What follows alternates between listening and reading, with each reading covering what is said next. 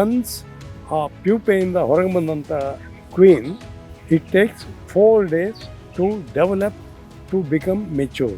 ಅಂದರೆ ಡ್ರೋನ್ ಜೊತೆಗೆ ಮೇಟಿಂಗ್ ಆಗೋದಕ್ಕೆ ಅದಕ್ಕೆ it takes 4 days. Versus drone takes 10 days to become mature.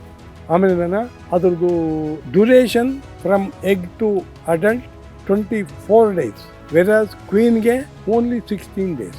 ಅಂದರೆ 20ನೇ ದಿವಸಕ್ಕೆ ಶೀ ಇಸ್ ರೆಡಿ. ವೆರಾಸ್ ಗಂಡು 34 days. ಅದಾದಮೇಲೆ ದೇ ಫ್ಲೈ ಫಾರ್ ಮೇಟಿಂಗ್. ಹೊರಗಡೆ ಮೀಟಿಂಗ್ ಆಗ್ತದೆ. ಮೀಟಿಂಗ್ ಆದಮೇಲೆ ಮುಗಿದೋಯ್ತದೆ. ಟೋಟಲ್ ಆ ಲೈಫಲ್ಲಿ ಮೇಟಿಂಗ್ ಆಗೋದು ದಟ್ ಈಸ್ ಲಾಸ್ಟ್. ಫಸ್ಟು ಅದೇ last. She will be go on laying eggs until the last egg is laid.